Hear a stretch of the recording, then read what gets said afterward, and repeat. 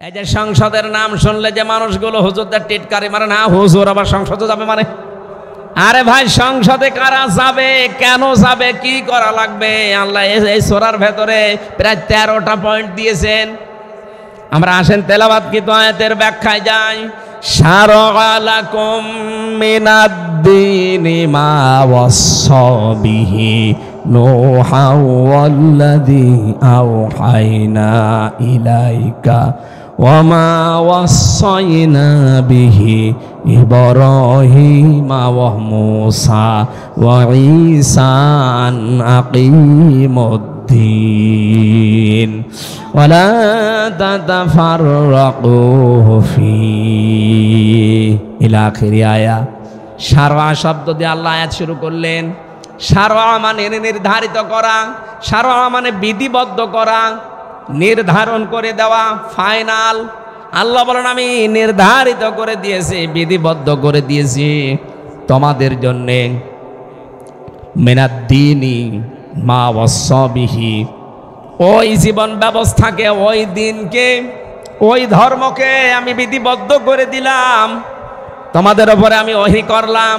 হে নবী, আপনাকে আমি ওহী করছি, শুধু তা না, আপনার আগে আমি নূহ নবীকে ওহী করেছিলাম। নূহ নবীর নাম আল্লাহ প্রথমে কেন দিলেন? হযরতে আদমের পরে হযরতে নূহ ছিলেন রাসূল এবং শরীয়তের বিধান তিনি পেয়েছিলেন। ওই জায়গা থেকে শরীয়তের বিধিবিধান শুরু হয়ে যায়। লিকুল্লি উম্মাতিন জাআলনা, লিকুল্লি জাআলনা মিনকুম শিরআতা ওয়া মিনহাজা। প্রত্যেকটি জাতির জন্য আলাদা আলাদা শরীয়ত আমার আল্লাহ এই দুনিয়ায় নাজিল করেছিলেন, নির্ধারিত করে দিয়েছিলেন তাদের জন্য। আমি আয়াত থেকে মূল শিক্ষা যেগুলো বের করেছি খুব তাড়াতাড়ি বলছি। এখানে 4 জন বড় বড় নবীর একেবারে স্পষ্ট নাম আছে। ওয়াল্লাযী আওহাইনা ইলাইকা, আপনার প্রতিও আমি এই একই ওহী করলাম। মা ওয়াসসা বিহি নূহা ওয়াল্লাযী আওহাইনা ইলাইকা ওয়া মা ওয়াসাইনা বিহি ইব্রাহিমা ওয়া মূসা ওয়া ঈসা। নূহ নবীর নাম আল্লাহ প্রথমে দিয়েছেন, এখান থেকে শরীয়ত শুরু। 2 নম্বরে ইব্রাহিম, মূসা, ঈসা, এই পাওয়ারফুল নবীদের নাম দিয়ে আল্লাহ জানালেন আন আকিমুদ্দীন, তাদের প্রত্যেককেই বলেছিলাম আমার বিধান কায়েম করো। ওয়ালা তাতাফাররাকু ফি, এ বিষয়ে কোনো মত পার্থক্য চলবে না।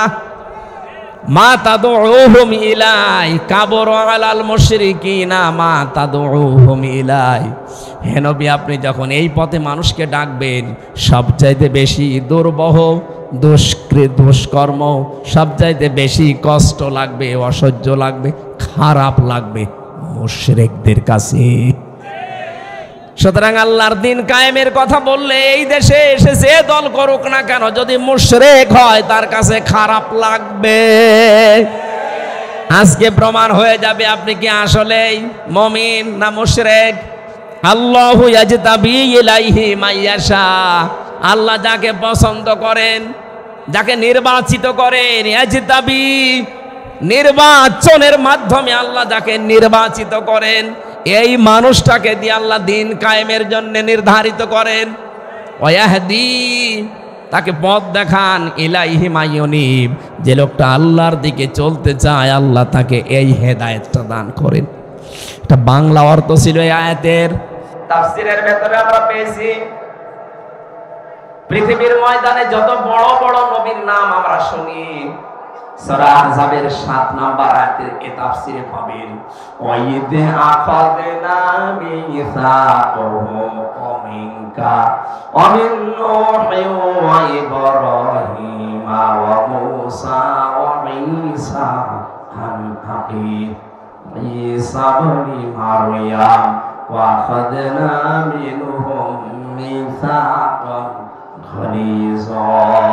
বলেন আল্লাহু আকবার। স্মরণ করো ওই সময়ের কথা, আমি যখন অঙ্গীকার নিয়েছিলাম নবীদের কাছ থেকে, তার ভেতরে আপনার কাছ থেকেও নিয়েছি, মুসা, ঈসা, ইব্রাহিম, আর প্রত্যেকের অঙ্গীকার ছিল দৃঢ়। তাহলে নবীদের কাছে আল্লাহ যে অঙ্গীকার নিয়েছিলেন সেটা কি? আমার সালনা মিন ক্বাবলিকা ইল্লা, আমার সালনা মিন ক্বাবলিকা মির রাসূলিন ইল্লা নূহি ইলাইহি আন্নাহু লা ইলাহা ইল্লা আনা ফা'বুদনি ইল্লা আনা ফা'বুদুন। যত নবী আর রাসূলকে দুনিয়ায় পাঠিয়েছি আপনার পূর্বে, প্রত্যেকটা নবীকে আমি একটা বিষয় দিয়েছিলাম, লা ইলাহা ইল্লাল্লাহ। আমার শিক্ষা এখানে এইটা, যত নবীকে আল্লাহ দুনিয়ায় পাঠালেন লক্ষাধিক উপরে, লক্ষের উপরে, প্রত্যেকটা নবীর শরীয়তে কম বেশি কিছু জিনিস ছিল। মুসা আলাইহিস সালামের শরীয়তে যেটা ছিল ঈসা নবীর শরীয়তে এটা ছিল না, ঈসা নবীর শরীয়তে যেটা আছে আমাদের শরীয়তে এটা নেই। কিন্তু প্রতিটি নবীর মিশন এবং ভীষণ এটা ছিল আনাকিমুদ্দিন, দিন কায়েম করা লাগবে। ওয়ালা তাতাফাররাকু ফি, এই বিষয়ে কোনো ফতোয়াবাজি চলবে না। সুতরাং বাংলাদেশে যে যেই দলে আছেন, মতে আছেন, যে যে দরবার নিয়ে আছেন থাকেন, এক কাতারে আসা লাগবে এই বাক্যে যে আনাকিমুদ্দিন, দিন কায়েম করতে হবে। কথা বলুন। দিন যদি কায়েম না করতে পারি, আপনার দরবারের দরবার কিন্তু চলবে না। কথা বলেন না কেন? আপনি যে চিল্লায় যাচ্ছেন, জীবন চিল্লাও চলতে দেবে না। আমি যে দিন কায়েমের জন্য চেষ্টা চালাচ্ছি, আমার এই চেষ্টাও বন্ধ হয়ে যাবে। এই জন্য আমাদের সব চাইতে উপরে এই টার্গেট নেওয়া লাগবে, আমরা যে যেখানে আসি দিন কায়েমের ব্যাপারে কোনো ফতোয়া নেই। কথা বলে না কেন? কারণ তো আমরা এই জমিনের মালিক না, আমরা এই জমিনের মালিক, এমনকি কোরআনের মালিকও আমরা না। আমরা হচ্ছে কোরআনের। এই যে জমিনটা দেখতে পাচ্ছেন, এই জমিনের মালিক জনাব শাহাবুদ্দিন সাহেব, আমারে আব্দুল বারি ভাইরে, আজকের সভাপতি তাইব সাহেব, তালেব সাহেবকে সহ 5 জন মানুষকে উনি নিয়েছে যে ধান লাগান, বিকাল 5টা পর্যন্ত লাগাবেন, বেতন দিয়ে দেব। বিকাল 5টা বাজতে আর মাত্র 10 মিনিট বাকি আছে। দেখলাম 5টা বাজার 10 মিনিট আগে 8-10 জন মস্তান এসেছে মোটরসাইকেল নিয়ে। ওরা বলছে ধান তো লাগানো যাবে না, যা লাগিয়েছেন তুলে ফেলবো। আমরা যদি বলি ভাই আপনি ধান তুলবেন, অসুবিধা নেই, কিন্তু আর 10 মিনিট পরে তোলেন, কারণ ধানও আমাদের না, এ জমিও আমাদের না। কথা বলেন না কেন? আমরা কামলা, খাদেম, আমরা লিবার। আমাদের একটা টার্গেট আছে, বিকাল 5টা পর্যন্ত লাগানো শেষ করতে পারলেই শাহাবুদ্দিন সাহেব আমাদের বেতন দিয়ে দেবে, আর এইটা দিয়ে আমাদের সংসার চলবে। কথা বলেন না কেন? এর আগে যদি আপনি তুলে ফেলেন, আপনাকে আমরা বাধা দেব, কথা কাটাকাটি হবে, হাতাহাতি হবে, মারামারি হবে, রক্তপাত হবে, মেরে ফেলা লাগলে মেরেও ফেলবো, তাও বেতন নেব। জমিনের মালিক আমরা, কোরআনের মালিক। 53 বছর বহু মানুষ কোরআনের খাদেম যারা চেষ্টা চালাচ্ছে আল্লাহর এই জমিনে, আল্লাহর এই বিধানকে পালন করার জন্যে, কিন্তু দেখতে পাচ্ছি অনেক মস্তান গোশের মানুষেরা বাধা দিচ্ছে। শুধু বাধা না, এ ধান তুলে ফেলার চেষ্টায় আছে। এই জন্য আমরা সংখ্যায় যদিও কম, লেবার মাত্র 5 জন, আমরা চেষ্টা চালিয়ে যাচ্ছি। ওয়াবুদু রাব্বাকা হাত্তা ইয়াতিয়াকাল ইয়াকিন, ইবাদত করো ওই পর্যন্ত যতদিন মরণ না আসে। বিকাল 5টা মানে জীবনের শেষ দিন, জীবনের শেষ দিন পর্যন্ত চেষ্টা চালিয়ে যেতে থাকবো। যদি কেউ এর ভেতরে বাধা দিতে আসে, এই কোরআন কায়েম করাকে, মারামারি হবে, হাতাহাতি হবে, রক্তপাত হবে, যদি মেরে ফেলা লাগে মেরেও ফেলবো।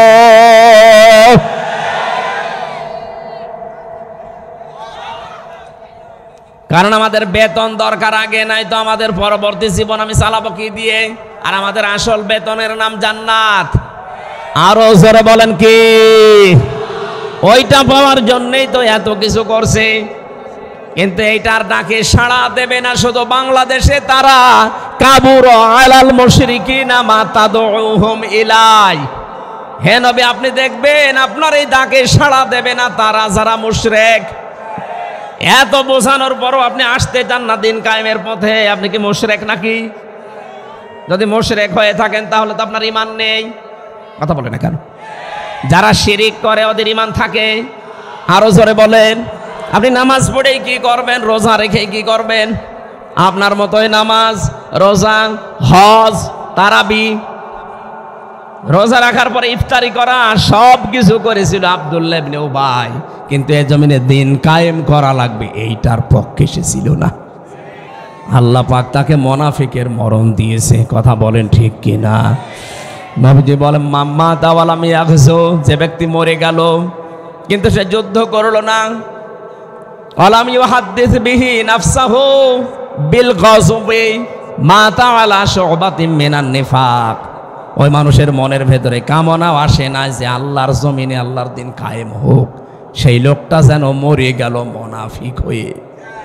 আমার এই হাদিসের চোখটা লাগিয়ে দেখতে পাচ্ছি বাংলাদেশে বহু নামাজি, বহু রোজাদার, বহু হাজি মুনাফিক হয়ে মারা যাচ্ছে। বগুড়াবাসী, আমি একটা সূক্ষ্ম কথা বলছি, খুব খেয়াল করে শুনেন। ফেরাউন যেদিন ডুবে যাচ্ছিল, যেদিনও ডুবছিল, ওই সময় কিন্তু আল্লাহর একাত্মবাদের ঘোষণাটা দিয়েছিল। কোরআনে কারিমের সূরা ইউনূসের ৮০-৯০ নম্বর আয়াতে আল্লাহ তাআলা আমাদেরকে এইটা জানিয়েছেন। খুব খেয়াল করে শুনবেন, আপনি এভাবে শুনেননি। হাত্তা ইযা দারাকাহুল গরাকু ক্বালা আমানতু আন্নাহু লা ইলাহা ইল্লাল্লাযী আমানাত বিহি বানু ইসরাঈল ওয়া আনা মিনাল মুসলিমিন। যখন ডুবে যাচ্ছিল তখন বলেছে আমি ঈমান আনলাম ওই আল্লাহর উপরে যার উপরে বনি ইসরাঈলরা ঈমান এনেছে। ও কিন্তু আল্লাহর ঘোষণাটা দিয়েছে, কিন্তু ওই জামানায় যিনি প্রেরিত পুরুষ, যিনি রাসূল ছিলেন, নবী ছিলেন, হযরতে মুসা, তার স্বীকৃতিও দেয়নি। কারণ সারা জীবন তার সাথে একটা দ্বন্দ্ব বেঁধেছিল ফেরাউনের। এক কথা বলছেন এখন, যদি বলতো লা ইলাহা ইল্লাল্লাহু মুসা কালিমুল্লাহ, আল্লাহ ওরে মাফ করে দিত। তো আল্লাহকে স্বীকৃতি দিয়েছে কিন্তু রেসালাতের স্বীকৃতি দেয়নি, এই জন্য ওর মরণ হয়েছে বেঈমান অবস্থায়। ও যে এখনো পর্যন্ত সুটকি দিয়ে আছে। ফালিয়াউমা নুনাজ্জিকা বিবাদানিকা লিমান খালফাকা আয়া লিতাকুন লিমান, ফালিয়াউমা নুনাজ্জিকা বিবাদানিকা লিতাকুনা লিমান খালফাকা আয়া। তোর এই শরীরটাকে আমি আজ রেখে দিলাম, মেডিসিন লাগবে না, ঔষধ লাগবে না, পছন্দ ধরবে না, পোকামাকড়ে খাবে না, মাছে খাবে না, কিয়ামত পর্যন্ত যারা আসবে তোর পেছনে, তারা তোর জন্য, তুই যেন তাদের জন্য শিক্ষা হতে পারিস, রেখে দিলাম। আমি তাফসিরে সূক্ষ্ম কয়েকটা পয়েন্ট পেয়েছি। তার এক নম্বরে ওকে আল্লাহ ঈমান দেয়নি, বেঈমান অবস্থায় মরণ দিয়েছে। এই কারণে আল্লাহ ওকে ডাকও দিয়েছিল, আল আন, এখন তুমি বলো যে আমি মুসলমান। এখন কেন কথা সয়তা কবলু ওয়া কুনতা মিনাল মুফসিদিন, এর আগে তো তুমি বড় স্বৈরাচারী ছিলে, ফ্যাসাদ সৃষ্টিকারী ছিলে, হাজারো বান্দা বান্দিকে দুনিয়ায় শান্তিতে থাকতে দাওনি। আমি যে কয়টা পয়েন্ট পেয়েছি একটা একটা করে মিলাচ্ছি। এক নম্বরে ফেরাউনকে আল্লাহ হেদায়েত দেয়নি, লোকটা বেঈমান হয়ে মারা গেল কালেমা স্বীকার করার পরেও। আর দেখ, কারণ কালেমাটা পড়েছে আল্লাহর কথা, আল্লাহর স্বীকৃতি, রাসূলুল্লাহর যেটা স্বীকৃতি সেটাও দেয়নি। মুসা আলাইহিস সালাম আল্লাহর রাসূল ছিলেন না, বড় কিতাবের ভেতরে তিনি একটা কিতাব পেয়েছিলেন, তাওরাত। কি মনে হয় এখান থেকে বাংলাদেশে আজ যারা নামাজ পড়েন, রোজা রাখেন, হজ করে আসেন, আল্লাহর কথা মতো এগুলো করেন, কিন্তু তার প্রেরিত পুরুষ এই জামানার জন্য কিয়ামত পর্যন্ত যিনি মুহাম্মাদুর, আরো জোরে বলেন মুহাম্মাদুর, আল্লাহর কথা আপনি মানেন, আমিও জানি, কিন্তু রেসালাতের কথা বলতে গেলে রাসূল যে 10 বছরে কোরআন দিয়ে রাষ্ট্র চালিয়েছেন, এইটা বলতে গেলে আপনার কাছে রাজনীতি মনে হয়, এটা আপনার কাছে দুনিয়ার বিষয় মনে হয়। আপনার মরণ হবে নামাজ পড়ে, রোজা রেখে, হজ করেও ফেরাউনের মতো। আর বাংলাদেশে এই প্রকার মানুষ মারতেছে, এই কথা বোঝা লাগবে। 2 নম্বরে পেয়েছি ফেরাউনকে আল্লাহ হেদায়েত দেয়নি, তার অন্যতম কারণ ও জুলুম করতে করতে শেষ পর্যায়ে পৌঁছিয়েছে। ইন্নামা নুমলি লাহুম লিয়াজদাদু ইসমা, মানুষ যখন জুলুমের একেবারে সর্বসীমায় পৌঁছিয়ে যায় পাপের, তখন আল্লাহ তাকে আর হেদায়েত দেয় না, কারণ ফেরেশতারা তখন তার প্রতি বরদোয়া করে। এই আয়াতের তাফসীর আমি হাদিস পেয়েছি, জিবরাইল আলাইহিস সালাম যখন পানির নিচে দেখলেন ফেরাউন ডুবে গেছে, আবার উঠতেছে, ও যখন লা ইলাহা ইল্লাল্লাহ, ইল্লাল্লাহ বলতে পারে না, ইল্লাল্লাযী আমানাত বিহি বানু ইসরাঈলা ওয়া আনা মিনাল মুসলিমিন পর্যন্ত বলার পরে যে মুসা কালিমুল্লাহ বলতে পারে, এজন্য মুখের উপরে কাদা দিয়েছে। জিবরাইল বলছে আমি কাদা দেওয়ার পরে পা দিয়ে আটকিয়ে দিলাম যেন আর কথা বলতে না পারে। তাফসিরে মুফাসসির এটা জিলালিল কোরআনে আছে, উনি লিখেছেন এই কারণে ফেরাউনকে আর আল্লাহ কথা বলতে দেয়নি জিবরাইল ফেরেশতা, কারণ ও ছিল সালেম। আর সারাটা জীবন জিবরাইল দেখেছে যে ও করেছে কি। এই 15.5 বছর যারা মানুষের অধিকার নষ্ট করলেন, মানুষের উপরে জুলুম করে কত মানুষকে মানুষের বোঝা বানিয়ে দিয়েছেন। 2780 জন মানুষকে আপনি এই আন্দোলনে বোঝা বানিয়ে দিয়েছেন পরিবারের জন্য। এক কথা বলে না কেন? নবীজির কাজ ছিল তাহমিলুল কাল্লা, মানুষের বোঝা হালকা করে দেওয়া, আর আপনি মানুষের বোঝা আরো ভারী করে দিয়ে গেলেন। আপনার কপাল আর হেদায়েত নেই, আপনি বেঈমান হয়ে মরবেন ফেরাউনের মতো।